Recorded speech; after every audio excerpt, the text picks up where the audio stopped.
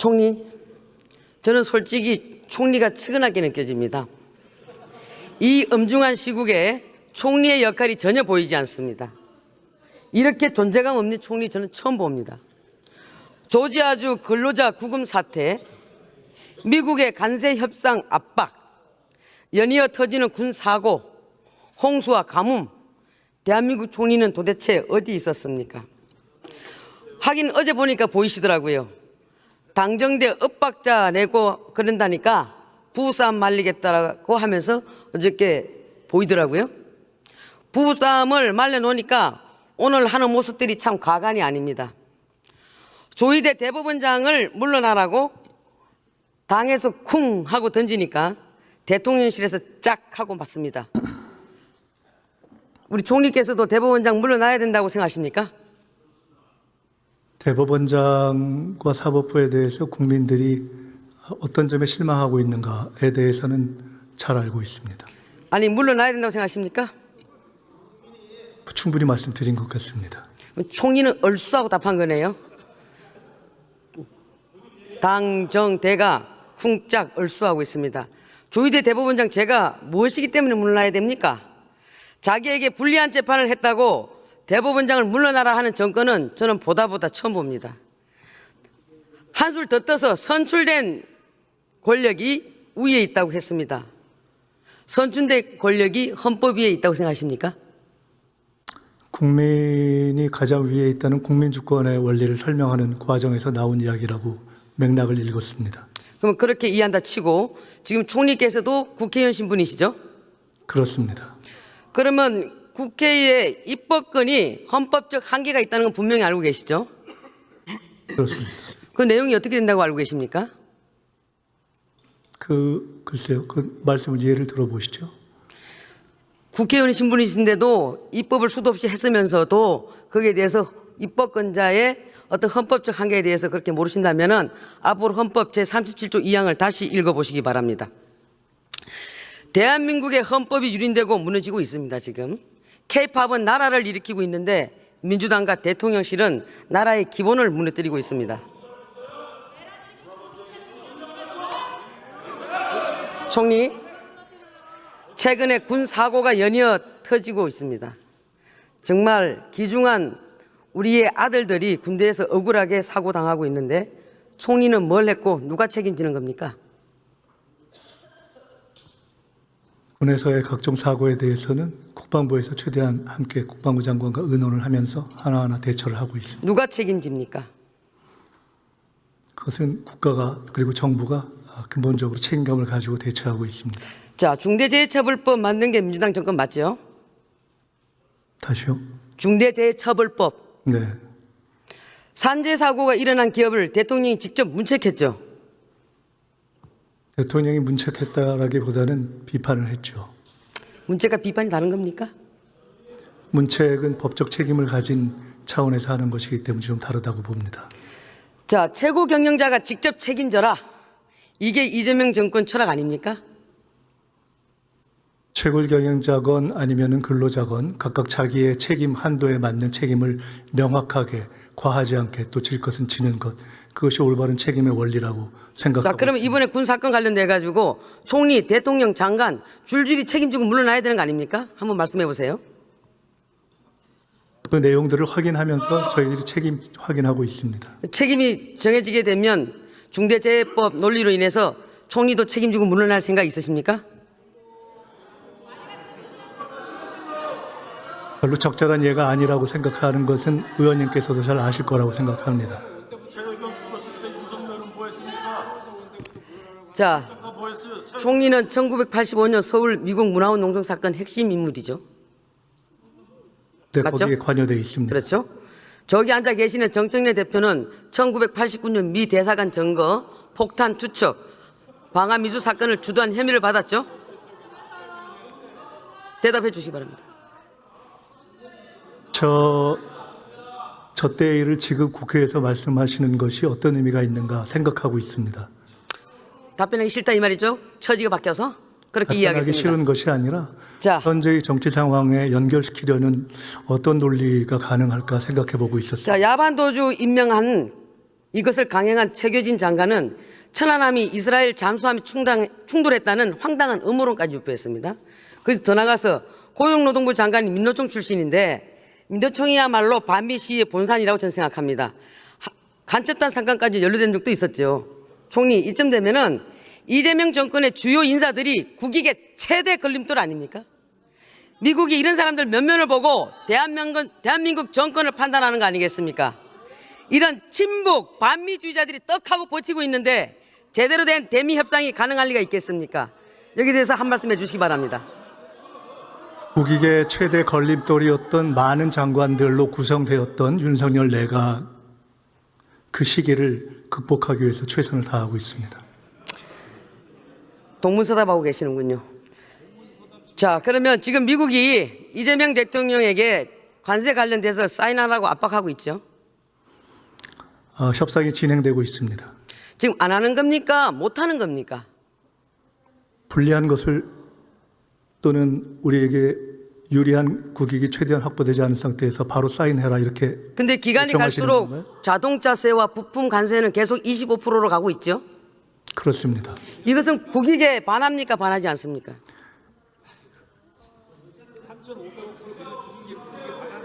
미국이 처음부터 한국의 국익을 생각해서 25%를 요구하지 않는 그런 상황이었다면 훨씬 좋았겠죠. 그러나 우리는 그러한 상황에 기초해서 첫 협상을 시작한 겁니다. 방어 잘했다고 얘기하고 싶은 거죠? 별로 그렇게 드릴 말씀이 이게 하고 안 생각하지 하면 않고 국익에 위반되는 것이고 못하면 외교에 문제가 많은 것입니다. 자, 제가 한마디 드리겠습니다. 우리 사랑하니까 헤어진다는 말이 있습니다. 저기 앉아 계시는 정청래 대표와 동반 사태에서 이재명 대통령 짐 좀 덜어줄 생각은 없으십니까?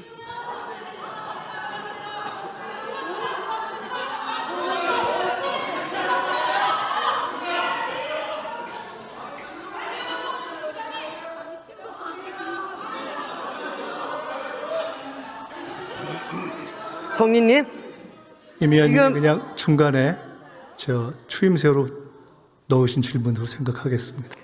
총리님, 지금 민주당이 언론 때려잡기, 검찰 해체, 그리고 사법부 흔들기, 각종 계약들을 동시다발적으로 벌이고 있습니다.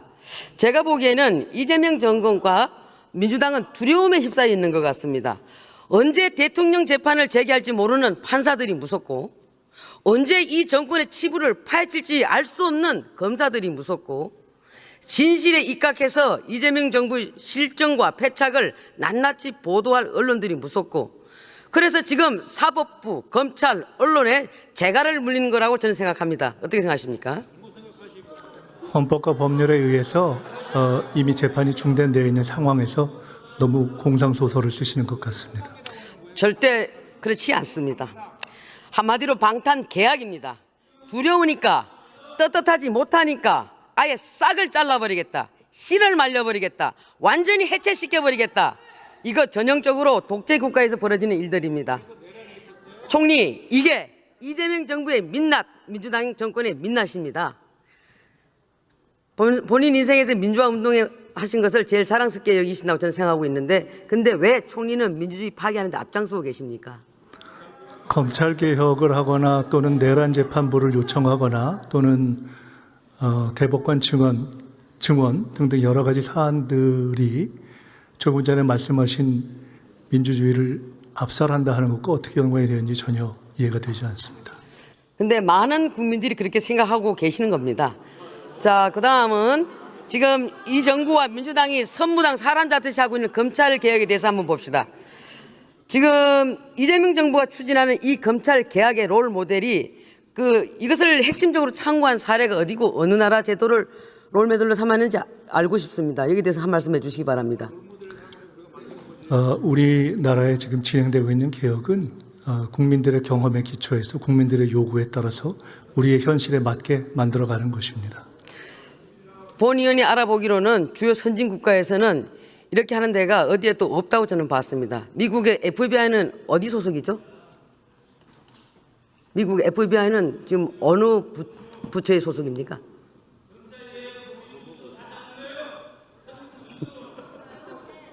모르십니까?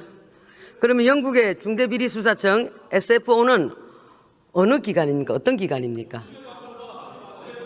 자, 총리께서 여기에 대해서 공부가 제대로 돼 있지 않으신 것 같고 이런 것도 잘 모르면서 수사 기소 분리하는 것을 이런 검찰 개혁을 밀어붙이는 걸 보고 저는 제대로 검증도 안 된 이 돌연변이 제도가 이런 것을 대한민국에서 실험하는 것 그리고 우리 국민이 이재명 정권 검찰 개혁 실험용인 것 국민이 있게 되는 피해 이거를 어떻게 하실 것인지 총리께 묻고 있는 겁니다. 답변해 주시기 바랍니다. 수사 기소 분리는 수사를 하고 그것이 기소로 이어지는 것이 아니라 기소를 정해놓고 그 방향을 정해놓고 그것에 수사를 맞춰온 우리 검찰의 문제점을 국민들이 오랫동안 지켜보고 그것을 개선해야 되겠다라는 그 요구가 모아져서 종합된 방향이라고 생각합니다. 여기에서 국민에 있게 될 피해에 대해서는 어떻게 하실 겁니까? 어떤 피해를 말씀하시는 보안 수사가 이루어지지 않는다거나 이렇게 했을 때 여러분들이 늘 주장하는 가해자와 피해자가 바뀌었을 경우 이런 분들이 생길 수 있는데 이 제도로 봐가지고는 이런 분들이 보완하기가 어렵다라고 봐집니다. 자 그리고 지금 말씀하신 본인이 여러 문제를 포함해서 수사 기소 분리 이후에 여러 가지 디테일과 관련한 것들은 검찰개혁 추진단을 만들어서 약 1년 정도의 시간을 두고 충분한 논의를 거치면서 하나하나 준비해가고 그때 야당의 디테일을 목소리도 만들려고 경청하실 하고 거죠? 당연히 그렇습니다. 본 의원이 알아보니까 이거의 롤 모델은 바로 중국식 수사 제도가 아닌가 봅니다. 중국의 공안 통치 이것을 롤 모델로 한 거 아닌가라는 생각도 해봤습니다. 자, 총리 내년 지방선거에 출마하십니까? 내년 지방선거에 출마하십니까? 내년 지방선거에 출마하시냐고 물었습니다. 생각 없습니다. 그건 왜 물어보십니까? 아니 총리니까 제가 물어보는 겁니다. 네, 생각 없습니다. 예? 생각 없다고 말씀드렸습니다. 아, 생각 안 하십니까? 다행입니다. 지금 이재명 정부의 모든 국정, 인사, 특검이 오로지 지방선거에 맞춰져 있습니다. 정권 자체가 거대한 선거 기획사 수준입니다. 특검 연장도 결국 같은 정략적 의도지요. 내년 지방선거까지 억지로 특검을 끌고 가서 특검 수사와 기소, 재판, 뉴스 이런 것을 온통 도배해서 우리 국민의 눈과 귀를 가리겠다. 정말 나쁜 정권입니다. 윤석열 정권에서 그 특검들을 거부권을 행사하지 않았으면 이미 끝났을 일입니다. 선거하고는 아무 자, 상관이 그리고 또 없습니다. 제가 묻습니다. 이 야당 탄압도 모자라서 서울시장이랑 부산시장에게도 칼을 겨누고 있습니다. 내란 동조 세력으로 낙인을 찍어서 선거에서 떨어뜨리겠다. 이 광란의 칼춤 이게 정상입니까? 대한민국 법치국가가 맞습니까, 총리님? 한번 얘기해 보십시오. 법치국가를 무너뜨리려고 했던 내란으로부터 지금 벗어나고 있다고 생각합니다. 자, 총리님, 대통령께서 사법부는 권력 서열상 입법부 아래에 있다 이렇게 말씀하셨습니다. 대통령의 발언 어떻게 들으셨습니까? 아까 말씀드렸듯이 국민 주권, 국민의 권리가 가장 중요한 것이다라는 원칙적인 상황을 설명하면서 나온 이야기입니다. 입법부에 대해서 강조한 것은 그런 것이 각각의 입법, 사법, 행정을 구성하는 선차성의 원리를 설명하는 그러한 하나의 예로 보시면 될 것 같습니다. 저는 입법부도 무한정에 저는 그 권한이 주어진다고 절대 생각지 않습니다. 그것도 우리가 헌법을 위배할 수는 없는 것이고 37조 2항을 잘 보시기 바랍니다. 저는 사법부는 입법부, 행정부 미치다. 복종해라. 시키는 대로 해라. 주문한 대로 판결해라. 안 그러면 가만 안 둔다. 대통령이 대놓고 헌법을 부정하고 있다고 생각합니다. 허위사실 유포하지 마세요. 그리고 내란 특별재판부가 왜 이연이냐 이렇게 말씀하셨는데 총리도 이렇게 동의하십니까? 내란 특별재판부가 이래서 위헌이다라는 설명을 해주시면 한번 생각해 보세요. 아니 대통령께서 이연이다라고 하는데 총리께서 동의하시냐고 묻습니다. 무엇이 위헌이다라는 설명 없이 위헌이다. 여기에 대한 수많은 법조계 인사와 학자들 그리고 민주당 내부에 있는 국회의원조차도 이 부분에 대해서는 사법부 독립 침해라, 사법부 독립 침해다라고 했습니다. 그래서 이어마다 경고했습니다. 충분히 그거는 알고 계실 거라고 저는 믿습니다. 저는 이것을 강행한다라고 한다면 독재 재판부다, 인민 재판부다라고 규정합니다. 이래서 위헌이다라는 것에 대해서 설명을 못하면서 아니 같다, 사법부 같다, 독립 침해라고 인민 얘기했지 재판 같다, 않습니까? 이렇게 설명하는 방식은 설명이나 논리가 아닌 것 같습니다. 충분히 나온 내용들을 숙지해 보시고 민주당 국회의원한테도 물어보시기 바랍니다. 자, 그러면 지금부터 잠시만 주목해 주시기 바랍니다. 제가 구독자분들을 위해서 선물 하나를 준비했는데요. 제가 항상 여러분들께 드리는 말씀이 있습니다. 뉴스만 평소에 잘 챙겨보셔도 돈이 되고 돈을 벌 수 있다라고 말씀을 드렸는데요. 여러분들은 여기 보시는 삼성전자 뉴스를 보고 어떤 생각이 드세요? 아니면 정치인들의 뉴스, 날씨 뉴스를 보고는 어떤 생각이 드시나요? 그냥 뉴스만 보고 끝내는지 아니면 이 뉴스를 어떻게 이용할 수 있는지 이 부분을 고민하고 계시는지를 되물어보고 싶습니다. 그 이유가 뭐냐 하면 제가 지난번에 여러분들께 뭐라고 말씀을 드렸었죠? 지금은 반도체 섹터를 눈여겨보셔야 한다고 말씀드렸습니다. 그리고 나서 이런 썸네일들을 뉴스를 통해서 많이 보셨을 겁니다. 반도체 내용이 이슈가 됐을 때 부자들은 어떻게 생각할까요? 반도체 관련주들은 뭐가 있는지, 어떤 종목이 가장 좋은지, 어디에 투자해야 돈이 몰리는지 자연스럽게 생각한다고 제가 말씀을 드렸죠. 그 이유가 뭐냐 하면 부자들이 봤을 때는 이슈가 곧 돈으로 이어지고 그 이슈가 나에게 돈을 벌어준다는 경험적 확신이 있기 때문에 부자들은 항상 이런 사회적 이슈를 관심 있게 챙겨본다고 제가 말씀을 드렸습니다. 이번에도 마찬가지인데요. 제가 지난번에 시청자분들과 함께하는 주식으로 수익 내기 이벤트를 진행했었죠. 당연히 100% 무료로 진행을 했었고요. 여기 보시면 아시겠지만 제가 지난번에도 구독이라고 보내주신 모든 시청자분들께 반도체 관련주 중에 가장 크게 급등할 딱 한 종목, 많은 종목도 아니라 한미반도체 한 종목을 여러분들께 추천드렸어요. 그러면서 여기 나와 있는 대로 정확히 얼마에 매수해야 하는지, 그리고 수익률이 어느 정도 나왔을 때 팔아야 하는지를 이런 부분들까지 여러분들에게 정확히 알려드렸었는데 지금 실제로 어떻게 되었다? 오른쪽을 보시면 아시겠지만 제가 지난번 문자 발송으로 이 한미반도체를 소개해드리고 나서 실제로 이렇게 5배 이상 어마무시한 상승이 나왔습니다. 100만 원만 투자를 했어도 무려 500만 원이 넘는 수익금이 생긴 거죠. 그래서 당시에도 굉장히 많은 분들이 제가 드린 이 한미반도체로 수익을 내실 수가 있으셨을 텐데요. 또 최근에도 두산 에너빌리티라는 종목을 소개해드리고 2배가 넘는 상승이 나와주었습니다.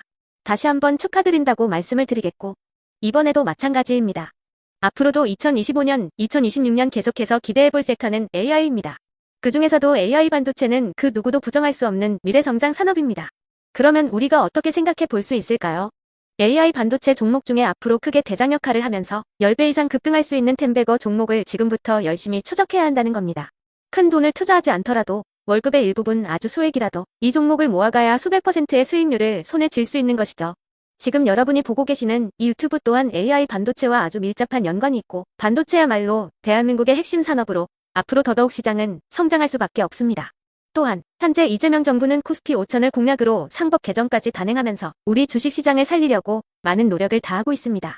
5년 동안 정부는 우리나라의 주식시장을 살리기 위해 주도적으로 행동해 나가면서 이재명 대통령 본인 또한 코스피 지수에 본인 월급을 투자하겠다고 선언한 상황인데요. 그렇기 때문에 제가 이번에도 뭘 보내드리고 있냐면 지난번과 똑같이 구독이라는 문자를 보내주시면 제가 AI 반도체 관련주 중에 앞으로 대장주 역할을 하면서 주가가 가장 크게 급등할 한 종목을 여러분들께 문자 발송으로 종목명과 사고 파는 시점을 모두 알려드릴 건데요. 그 문자를 받고 여러분들이 주식으로 돈 버는 연습을 한번 해보셨으면 좋겠고요.